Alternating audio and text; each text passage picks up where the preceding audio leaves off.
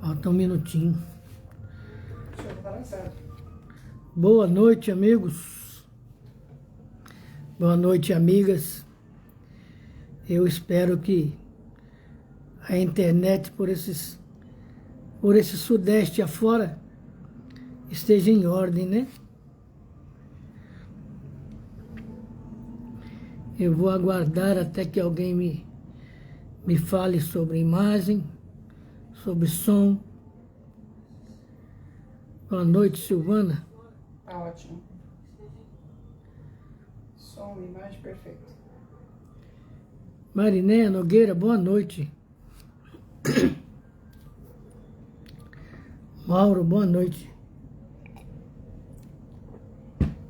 Nós vamos então iniciar o nosso aprendizado na medida em que os amigos vão chegando.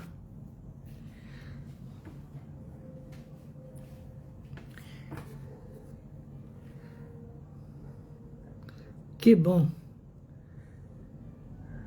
Porque aqui em São Paulo, principalmente aqui na Zona Leste, choveu bastante, né? Mas sigamos em frente, né? Agradecendo a Jesus a oportunidade que se renova, agradecendo a Deus a vida que estua ao redor de nós, em nós, agradecendo aos espíritos amigos, tutores, orientadores, espíritos protetores, agradecer pela oportunidade de hoje, que Deus nos ampare a todos e que todos nós tenhamos no coração a poesia do bem, a poesia do amor, a vibração espiritual em benefício de toda a humanidade. Assim sendo, agradecendo ainda uma vez ao Criador, agradecendo a direção do Núcleo de Estudos Espíritas Caibara e Chútil, nós damos por aberto o nosso aprendizado dessa noite. Boa noite, Sueli, boa noite, Consalter, Amália. E vamos seguir em frente, né? Semana passada nós falamos um pouco das manifestações.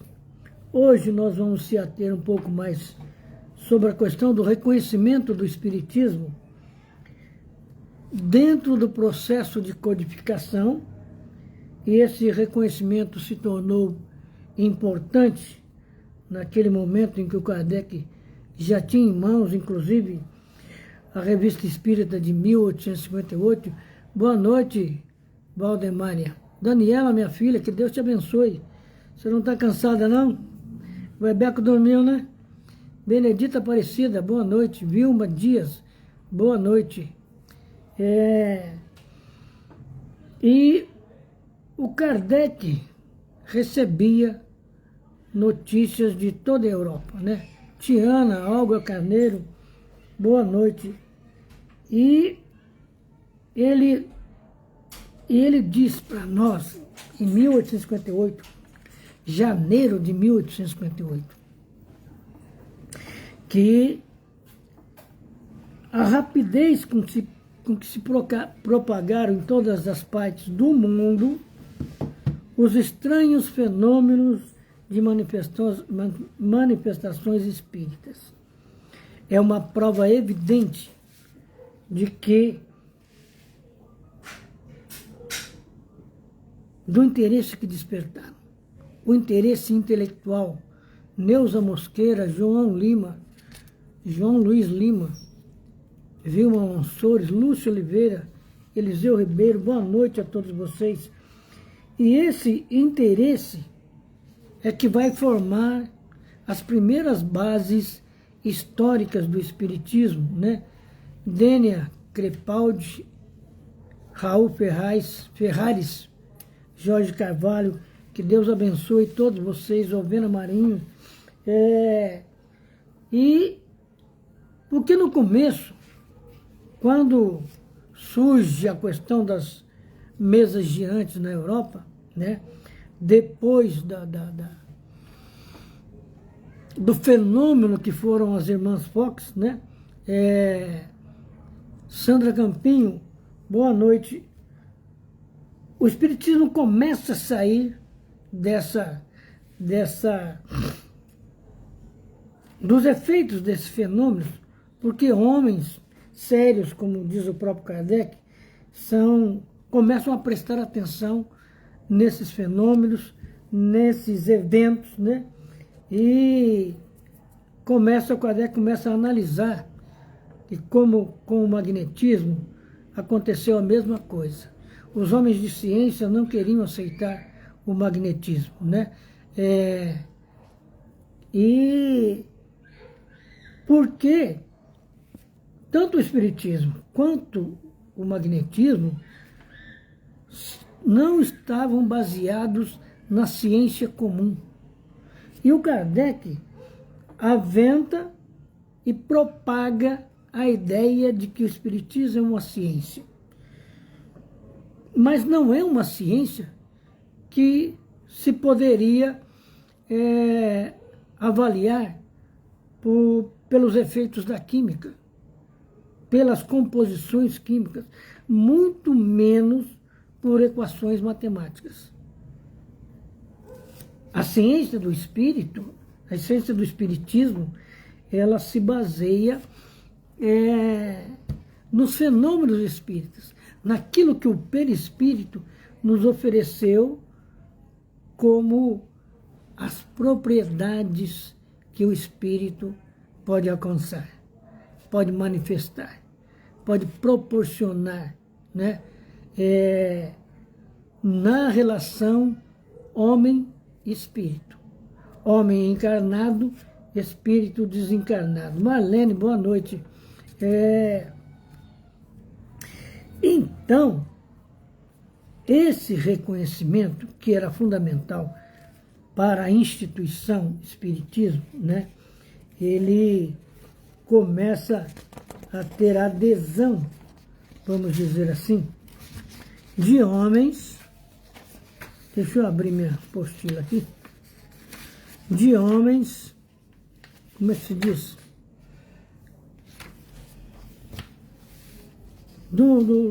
Como é que eu digo para vocês assim? De muita expressão na sociedade. Pensadores, filósofos, né? Para que pudéssemos separar o que é a ciência espírita da ciência material, né? Então, como é que um espírito podia curar alguém? Quais eram os elementos que ele utilizava para fazer determinada cura? Analisar as curas que Jesus fez. Nós temos, o Evangelho narra, por exemplo, que ele juntou terra do chão misturado com areia e cuspiu nessa terra, esfregou no olho de alguém que não enxergava e esse alguém passou a enxergar. Então, que ciência é essa? Que medicina é essa? Maria Madalena, que Deus te abençoe. Daniela, minha filha, era preciso estruturar o espiritismo na sua base, ciência, filosofia e religião. Salete Flores, boa noite. Que bom, hein, Salete? Você vive entre as flores, cheia, carregada de perfumes, né? Estela Silveira Costa, boa noite. Só que, quando Kardec fala que o espiritismo é ciência, a sociedade, principalmente a sociedade francesa, se levanta contra essa ideia. Mas tudo aquilo que tem que permanecer entre os homens, que é dádiva de Deus, vai passar por essa pressão, a rejeição, as discussões, as polêmicas, até que se assenta num prisma de lógica dentro das leis divinas e naturais. Giba Bastos, Cristiane Tomás, boa noite. Márcia Rodrigues, minha querida amiga, que Deus te abençoe. Zezé Duarte. Então, o Kardec já tinha aventado isso. E era preciso, com o tempo, fazer enxergar essa ciência. O livro A Gênese é especificamente sobre a ciência do Espírito.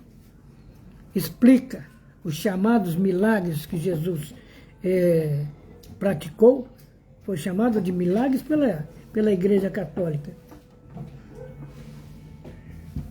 Porque eram fenômenos, até então, desconhecidos da humanidade e que não tinha, vamos dizer assim, parâmetros para se analisar.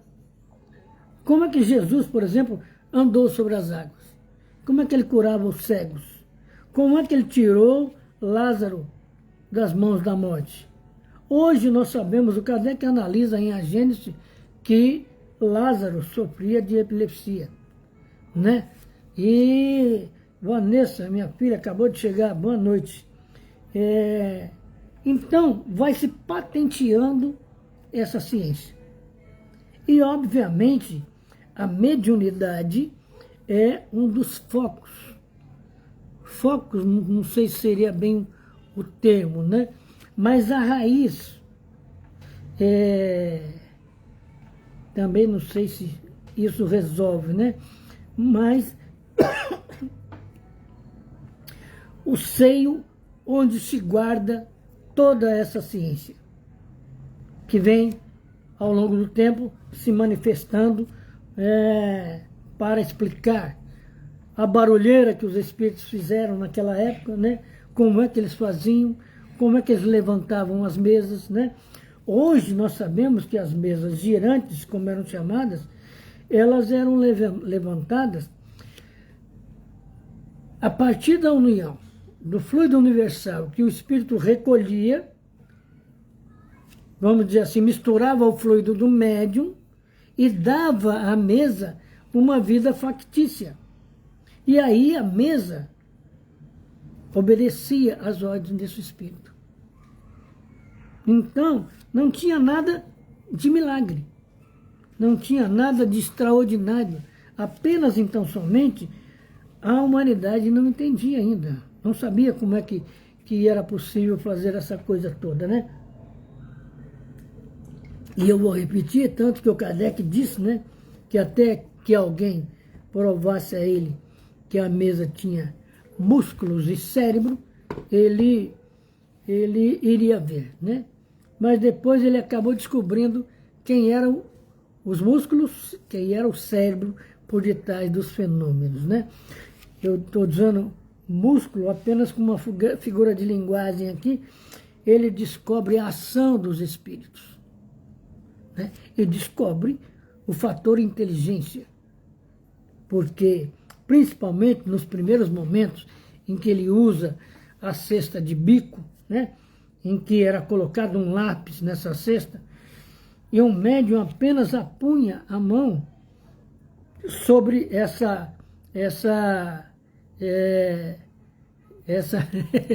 me desculpe, Lázaro, coçal teramalha, sobre a cesta, e essa cesta passava a escrever, a movimentar-se e escrevia aquilo que o espírito queria. Entende? Boa noite, Maria de Fátima. Depois, algum tempo depois, é que passam a utilizar a mão do médium. E aí elimina as cestas de bico, até porque ela se mostrava muito lenta, né? E já na mediunidade de psicografia, as mensagens, os textos, ficaram todos muito mais rápidos, né? Carlos Henrique, boa noite. Marlene Borges, eram os espíritos que levantavam a mesa, mas não como nós, colocando a mão e erguendo, mas por força do fluido universal e do fluido do médium, né? Adriana, boa noite. Juntando esses dois, criava uma vida factícia, como eu disse, e a mesa obedecia. E disso Kardec começa a tirar a ciência do espírito, a ciência do espiritismo, me desculpe, né?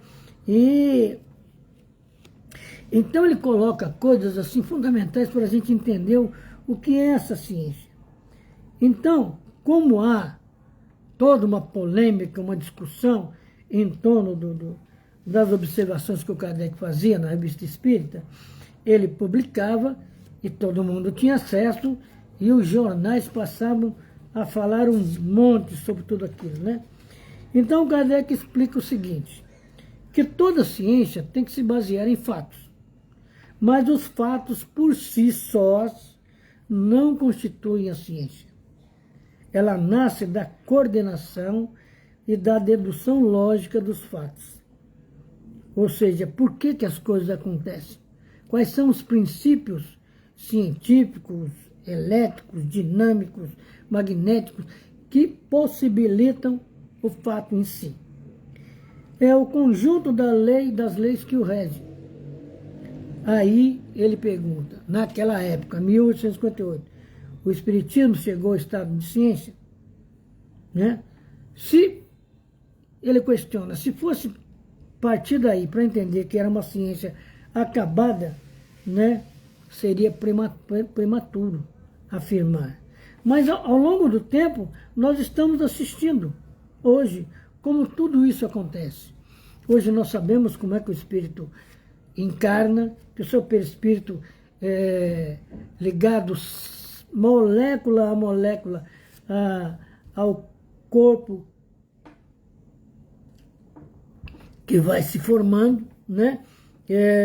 Quando, depois de, sei lá, 60, 80 anos, essa criatura desencarna, o desligamento também é feito lenta e gradualmente, né? Thaís Helena, boa noite. E o desligamento, o desenlace, será tanto mais rápido ou mais lento, de acordo com a vida que a criatura levou por aqui. Então isso vai formando um conjunto de uma ciência. E através do que o Kardec descobre tudo isso, né? Que tudo que o Kardec estava descobrindo naquele momento, e que nós também descobrimos a partir do momento que começamos a estudar o Espiritismo, que na verdade não existia nada de novo. Era a antiguidade sendo atualizada. Então nós vamos ver que no despertar dessa antiguidade, desembaraçada do envoltório místico, né? Porque nós temos como é que chama? Jesus amado. A mitologia grega, romana, a mitologia que nós estudamos na escola, elas são a base do conhecimento que nós temos hoje, né?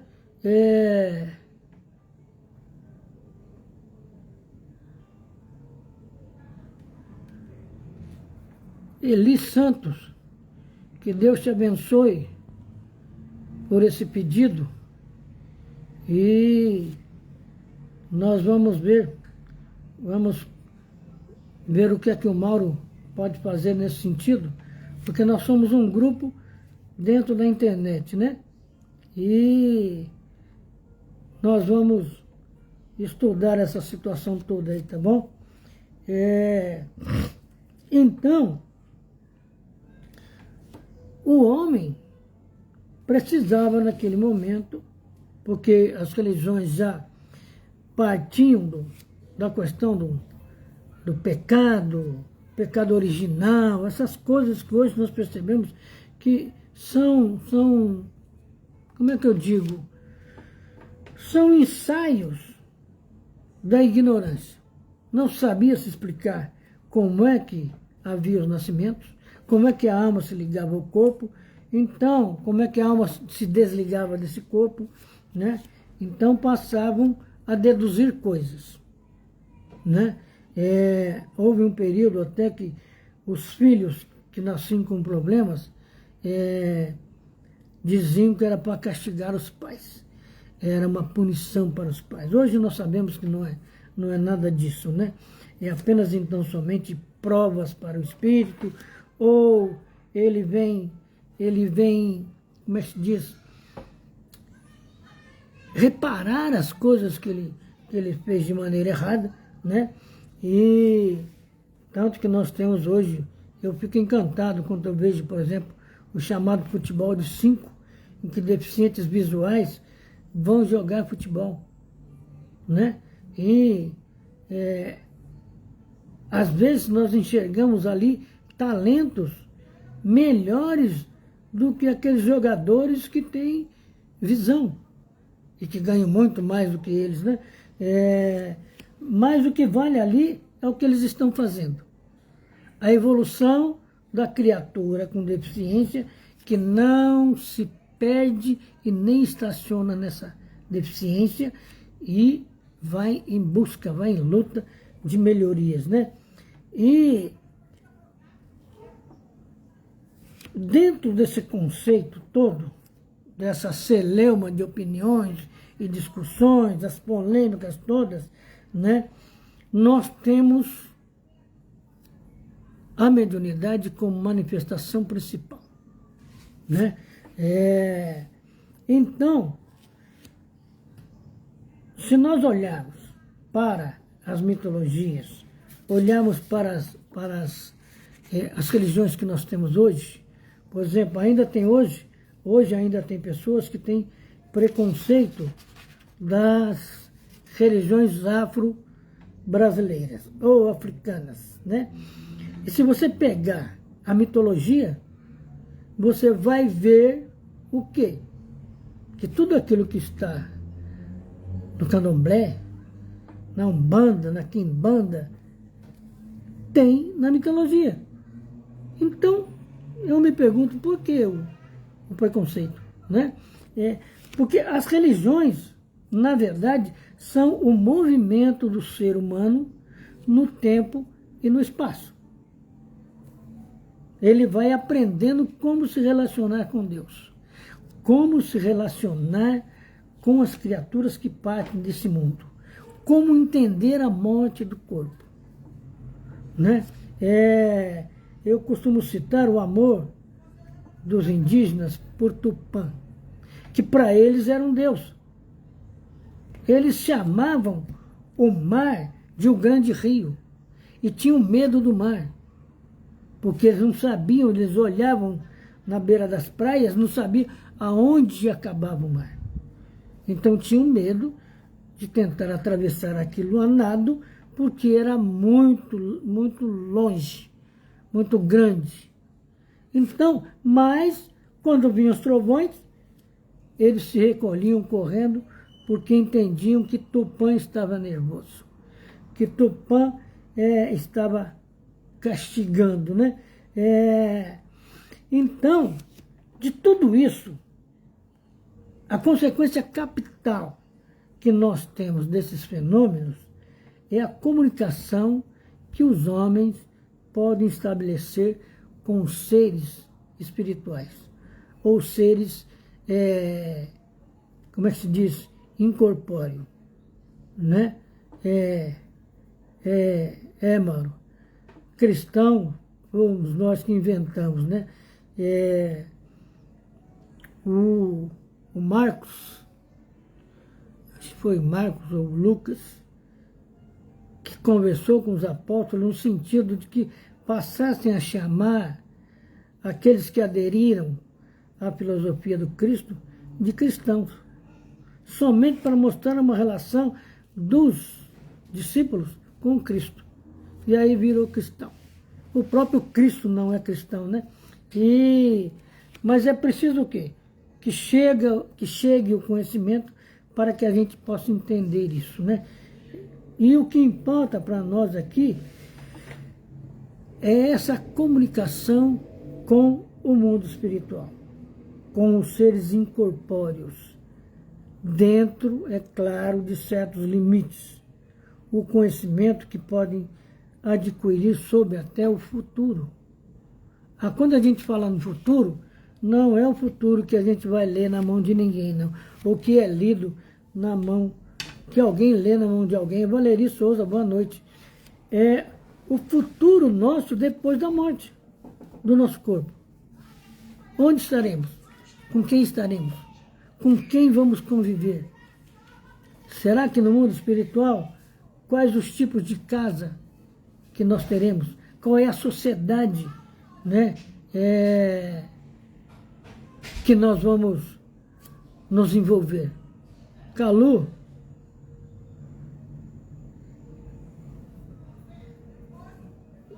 entendi, Calu. Eu espero que você explique melhor um pouco isso aí.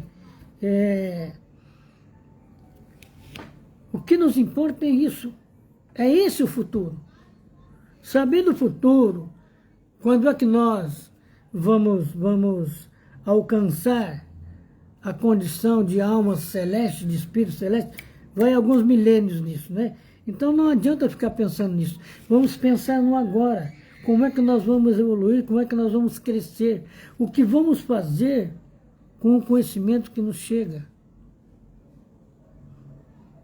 para que a gente possa alcançar melhores condições espirituais, melhores condições morais, melhores condições filosóficas de viver, né?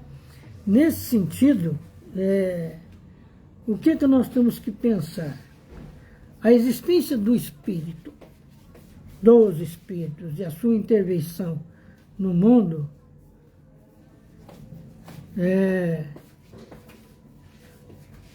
está demonstrada como um fato, mas não como um fato excepcional, mas como um fato que faz parte da natureza humana, das leis divinas e naturais, né? Então, o que nós temos aqui? Jesus, tomara que não. A força, a energia está ameaçando acabar aqui, gente. E esse fato, como um princípio geral, em que nós encontramos em Santo Agostinho, em São Jerônimo, São João Crisóstomo, São Gregório Nazianzeno e tantos outros pais da igreja, nós temos a presença desses fatos, né? Santo Agostinho nos informa, por exemplo, que quando ele desencarnasse, não era para chorar, e nem achar que ele estava perdido, que ele estava apenas do outro lado da rua, que era para tratá-la do jeito que já o tratavam.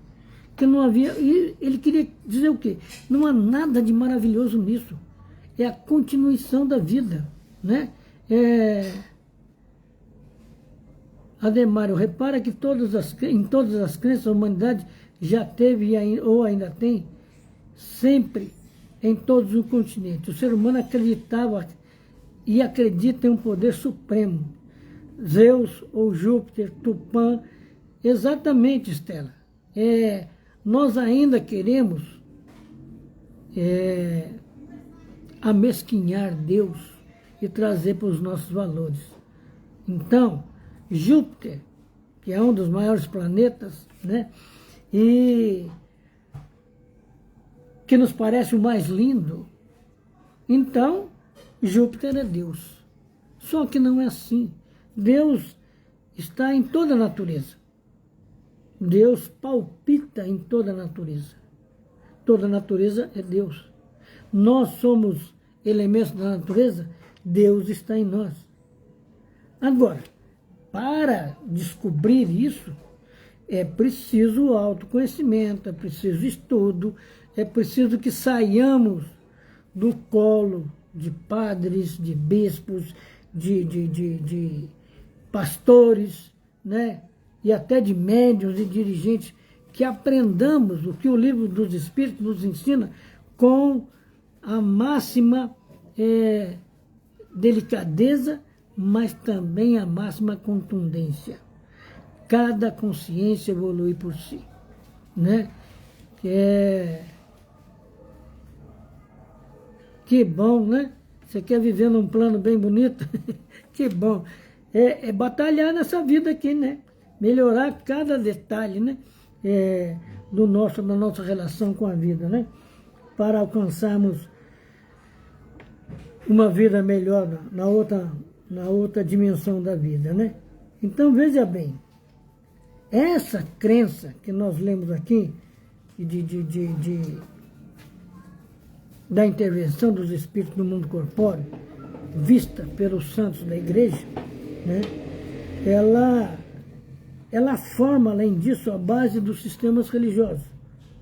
Admitiram-na sábios e filósofos da antiguidade. Platão, Zoroastro, Confúcio, Apuleio, Pitágoras, Apolônio de Tiana e tantos outros.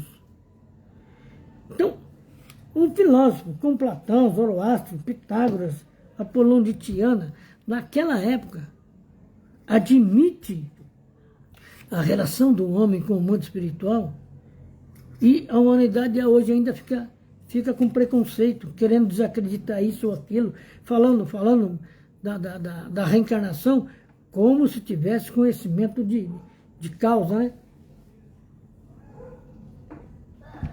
E a reencarnação não é uma questão de religião. A reencarnação é uma lei da natureza. Como aconteceria a evolução se não fosse a reencarnação, né? Que bom, viu, Mário? Eu tô aqui sob uma tensão, né, com relação à eletricidade, né? Porque nos importa muito, né, levar esse trabalho até o seu final, né? E já deu umas ameaçadas aqui, mas eu acredito que vai dar para chegar até o final, né? Minha filha está me mostrando a hora agora, ainda 8h32, né? E então, essas criaturas todas admitiram a presença do Espírito, a presença, como é que diz, a verdade da vida espiritual após a morte do corpo, né? E onde é que nós encontramos? Por isso que o Kardec fala na antiguidade sendo atualizada. Porque nós encontramos os efeitos da mediunidade, os efeitos da relação do homem com o espírito, nos mistérios e nos oráculos. Entre os gregos, os egípcios, os hindus, os caldeus, os romanos, persas, os chineses, né? Então, e essa crença, nós vemos lá na Bíblia a relação do Saul com o mundo espiritual, tudo que ia fazer, chamava um médium, na época chamado de profeta, para ajudá-la a decidir. Então, se estava lá, por que foi tirado de lá? Se estava lá, porque foi mal explicada. Simplesmente porque o homem quer para si a verdade de tudo. Mas ninguém tem a verdade de tudo em suas mãos, nem em sua mente, nem em sua alma. Porque a verdade absoluta é Deus. Agora nós outros, que ainda estamos engatinhando nas vias da evolução, a nossa verdade é a amostra grátis ainda, né? Para estabelecer assim, essas medidas, né? Que bom, né, Marlene? Legal. Torce mesmo para a gente ficar aqui sem que a energia acabe, né? Carlos Henrique. Que bom, Carlos Henrique. Eu vou tentar entender isso que você está falando aqui. Bonito é o plano que recebe tua vida. Deus te abençoe. Todos nós vamos ser recebidos pelo plano espiritual, por amigos nossos, por parentes, né? Tomar a Deus, como diz André Luiz, que nós cheguemos no mundo espiritual com todos os nossos órgãos em condições de entender a vida no mundo espiritual. Porque, por exemplo, uma criatura que se transformou num alcoólatra, como é que ele chega no mundo espiritual basicamente sem rins?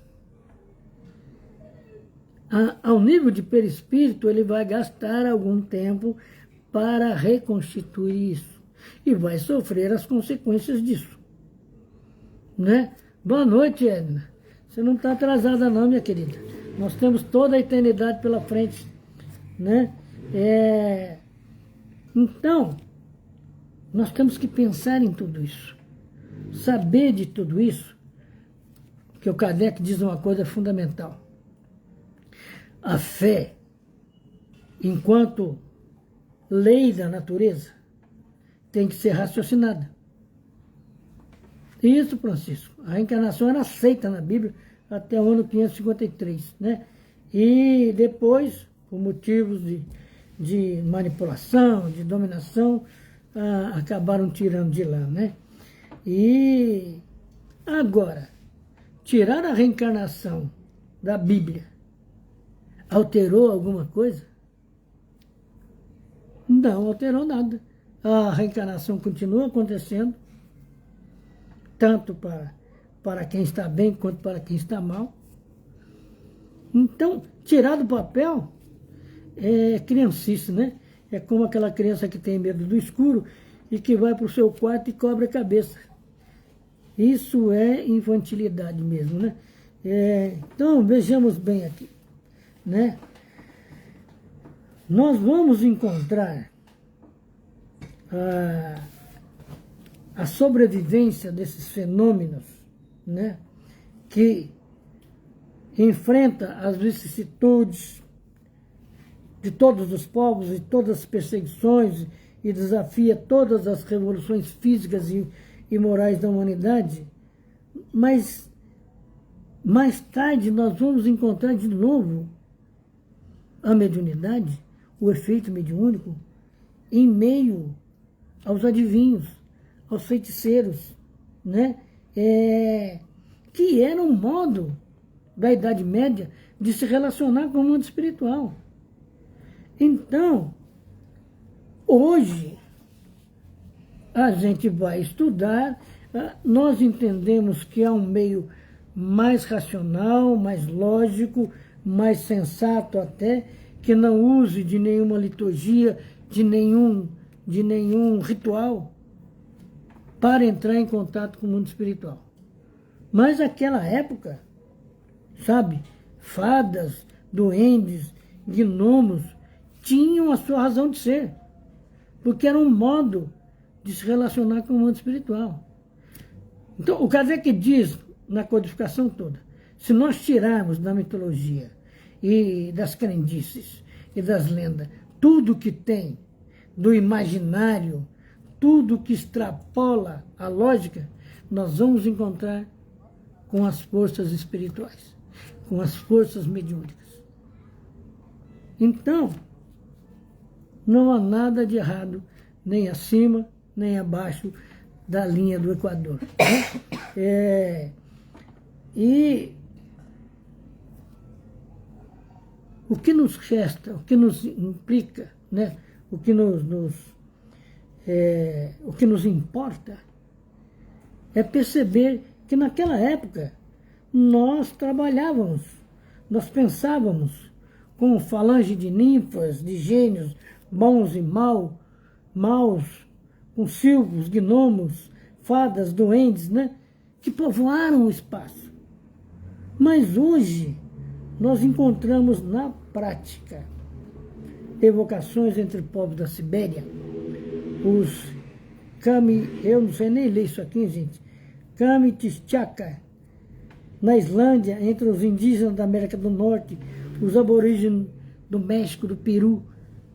Então, o Kardec sempre disse A mediunidade, a reencarnação está no mundo desde que o homem é homem. Desde que nós começamos a pisar nas estradas do conhecimento, nós vamos descobrindo isso. Então, esse reconhecimento, ele é fundamental ao nível da sociedade. Porque o espiritismo sofre um preconceito muito grande. Muito grande, né? Porque o espiritismo foge do que é chamado de normal, do que é aceito pela maioria.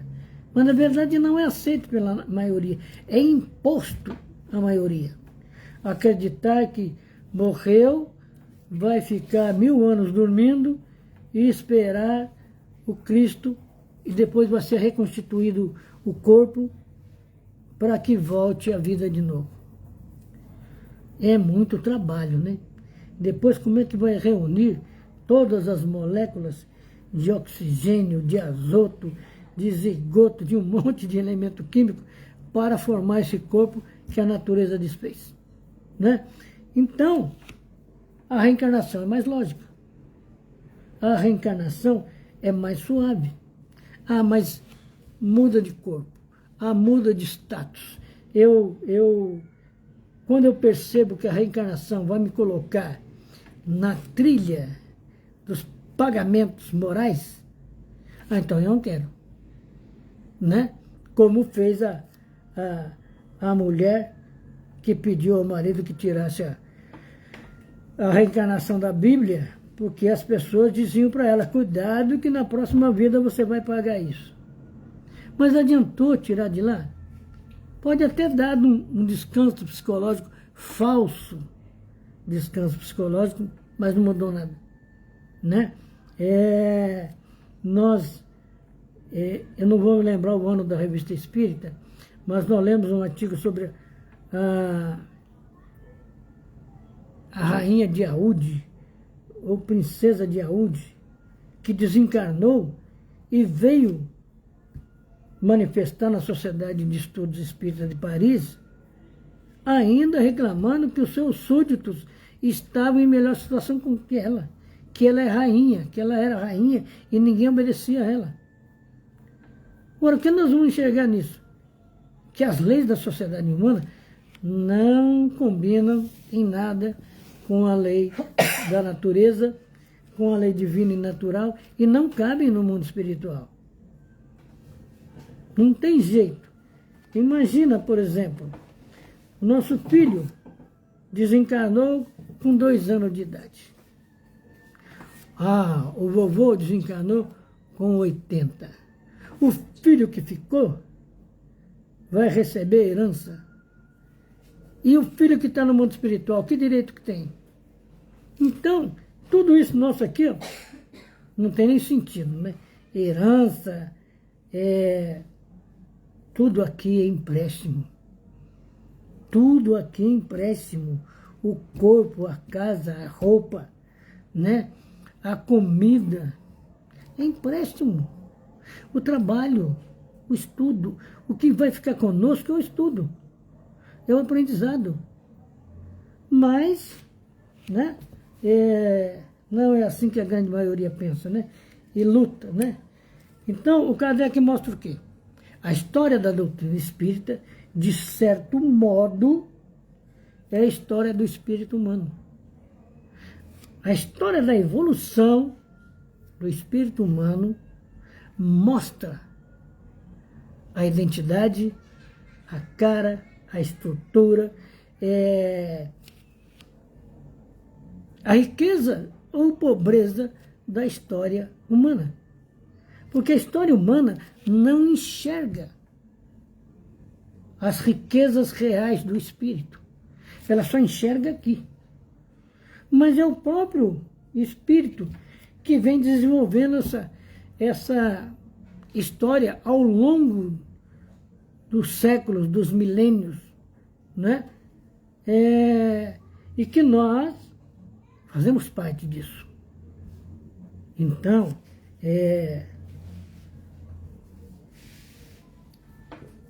graças a Deus, nós, eu e vocês, e muitos outros que estão no movimento espírita, né? Hoje, já lidamos, já estudamos, é um espiritismo mais livre dos preconceitos, bem mais livre, né? E temos o privilégio hoje.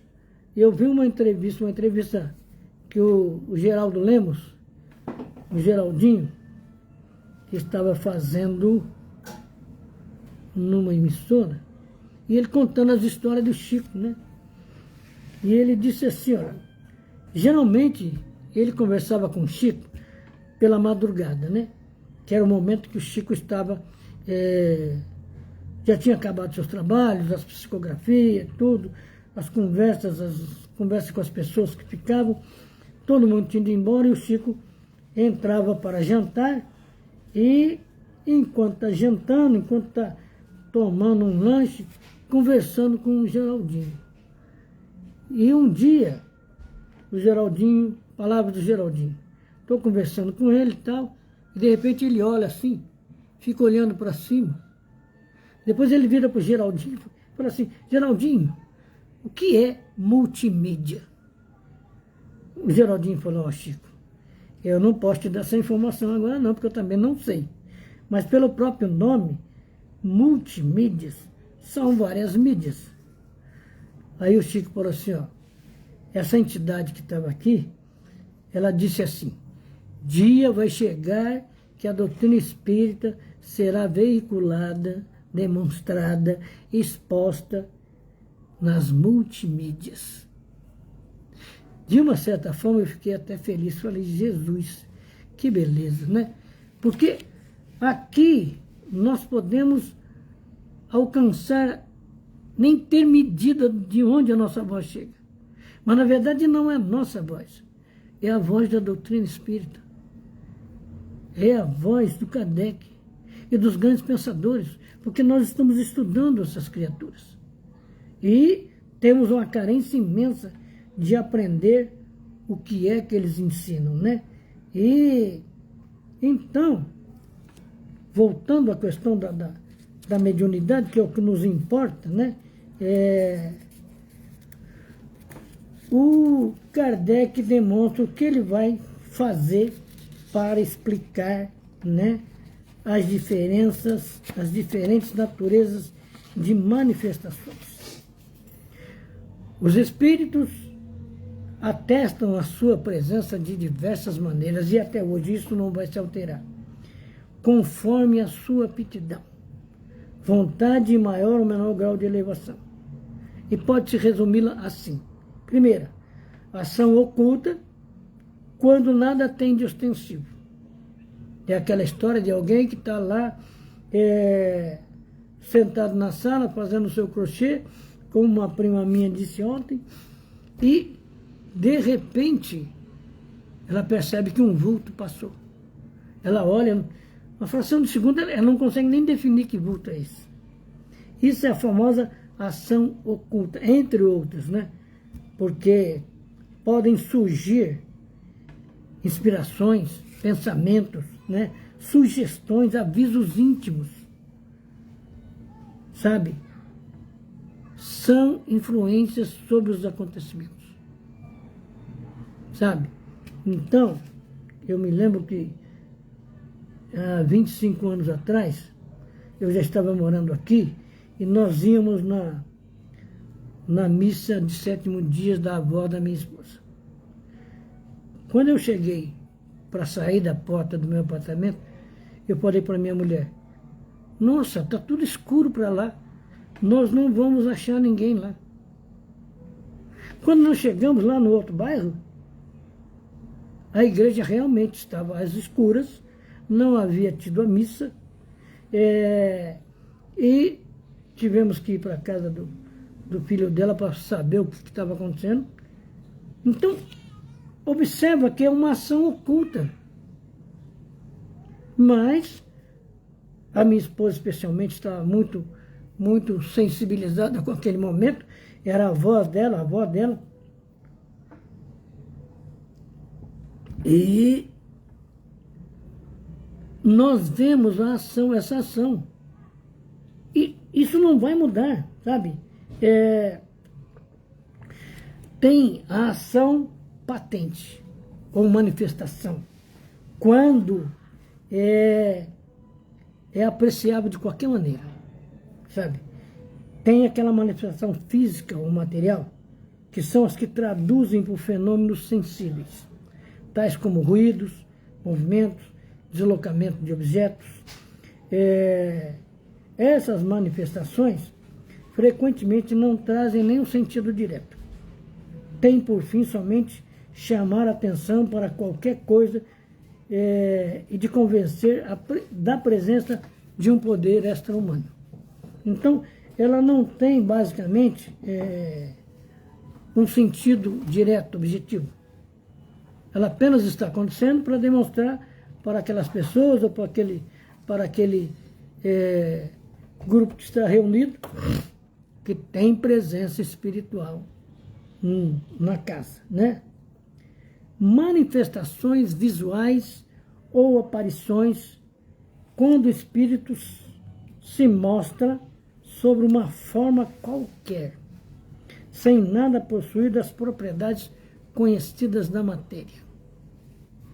Olha como é importante as propriedades e não a aparência. O espírito aparece, nós enxergamos a criatura, mas você não pode dar a mão para falar boa noite para ele, porque a sua mão vai ficar no vazio. Você não pode tentar um abraço, porque você vai abraçar-se a si mesma, né? Essa é uma forma qualquer. Mas o que acontece? Quantas pessoas, né? Quantos relatos nós já ouvimos? Nossa, eu estava ali e papai ou mamãe, né? Ou fulano, que é um amigo, apareceu sorrindo ali. Sabe?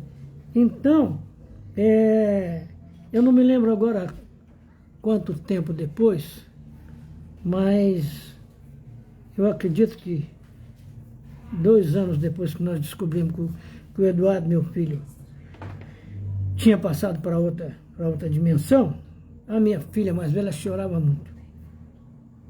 Num dado dia, ela vai abrir a porta do banheiro para sair e dar de cara com ele. E ele fala para ela, você vai chorar até quando? Percebe? São manifestações, nesse caso, o Eduardo tinha um sentido. Pedir para ela parar de chorar, porque o choro estava incomodando ele. Não é incomodar no sentido como é que diz, pejorativo da palavra, né? Mas no sentido de que ele não tinha paz. Não tinha harmonia, porque essa irmã chorando a todo momento, né? E a natureza da manifestação inteligente, quando revelam um pensamento.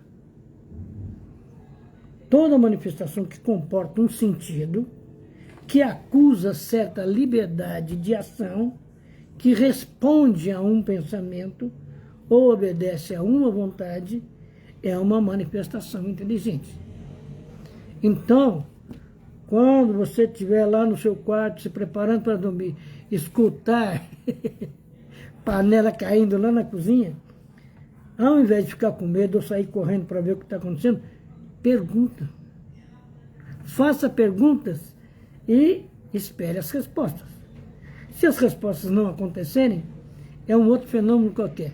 Você esqueceu a janela da cozinha aberta e o vento derrubou suas panelas, né? Então, porque é preciso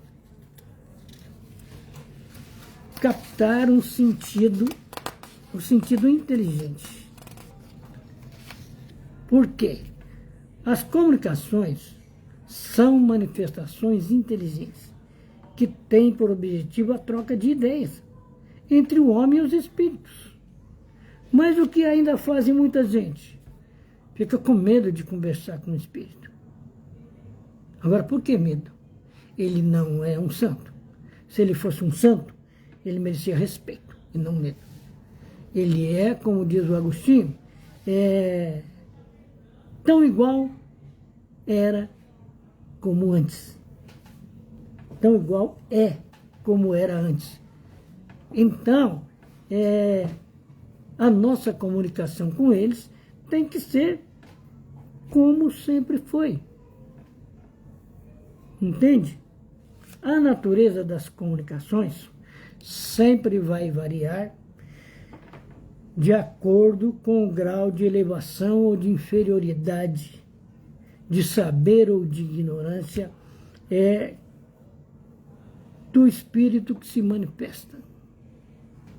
E segundo a natureza do assunto de que se trata, elas podem ser frívolas, grosseiras, sérias. Isso está lá, inclusive, no livro dos médiuns, né?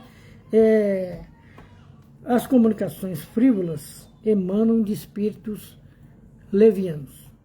Eu vou ter que comprar uma caneta para minha filha, porque ela fica escrevendo o horário para ver aqui, de 4 em 4 minutos.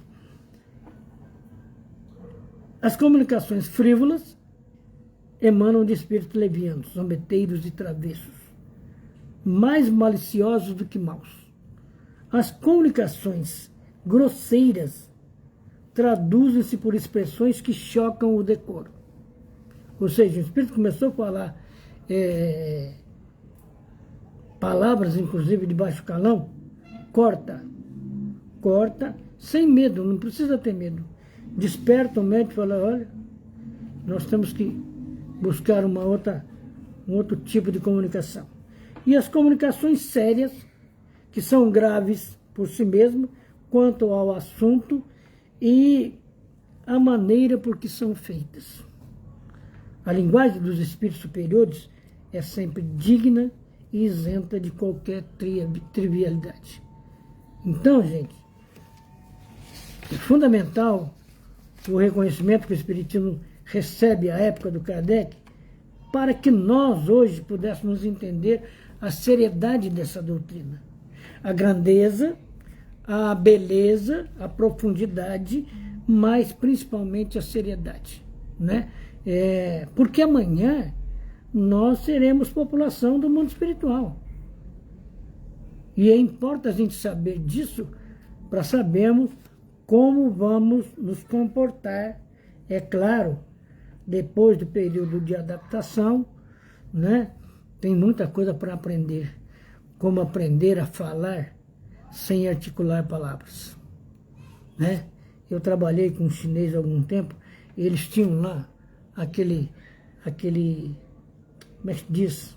A escrita deles, eu até brincava com eles mesmo, falei, vocês não escrevem, vocês ficam desenhando graveto, né? Porque é uma escrita tão estranha, né? Mas a escrita do chinês e do japonês, cada risco daquele tem um sentido. Né? Como o Tolkien cantou, com 4 ou 5 riscos formam um guarda-chuva, e o chinês faz isso. Com 4 ou 5 riscos eles formam uma imagem.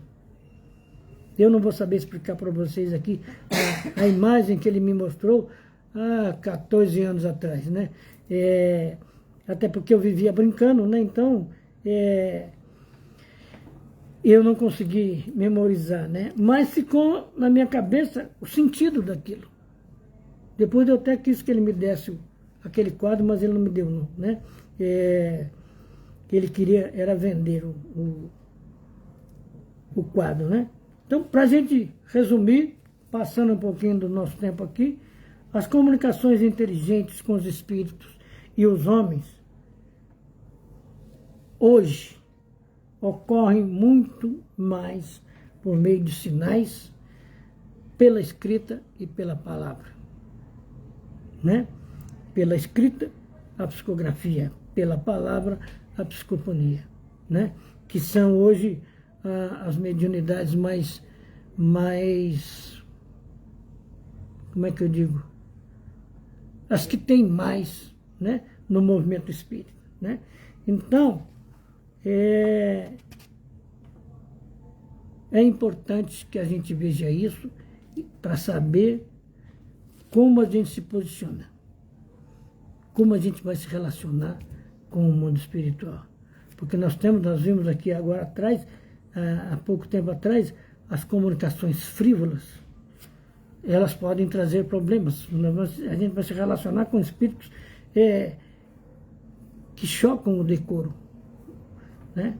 As comunicações sérias e graves são as que nos importam, porque essas vão trazer conhecimento, vão nos trazer base e vão nos trazer também muita emoção sadia, né?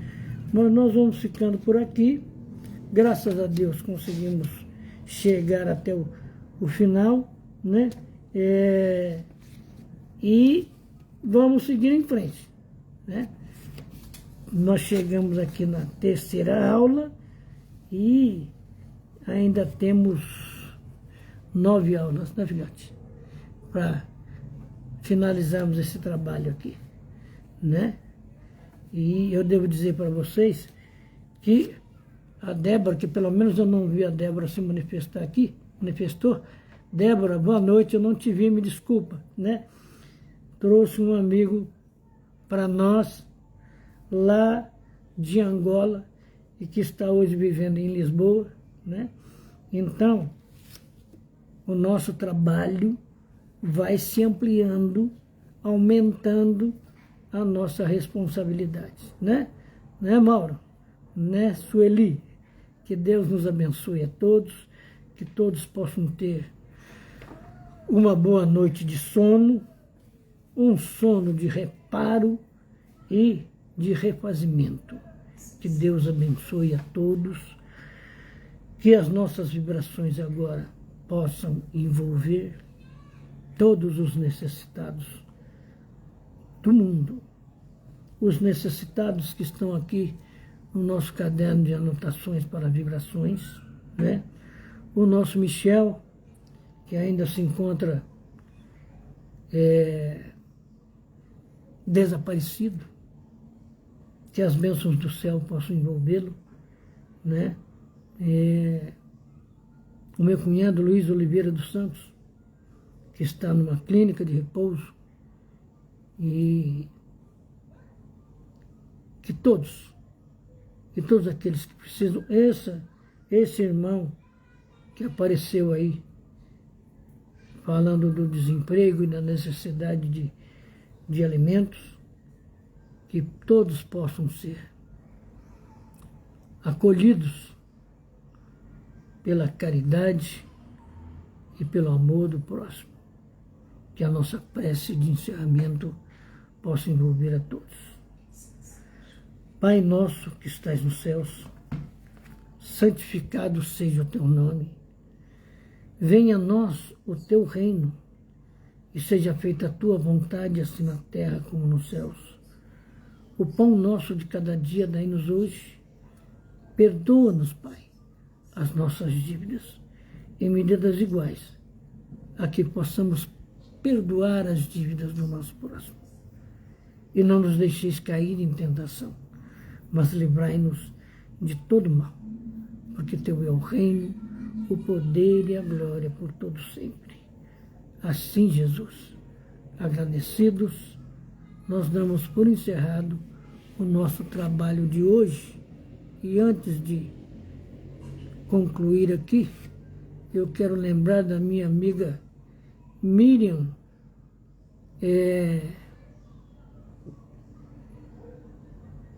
Antonieta, que eu também não a vi por aqui.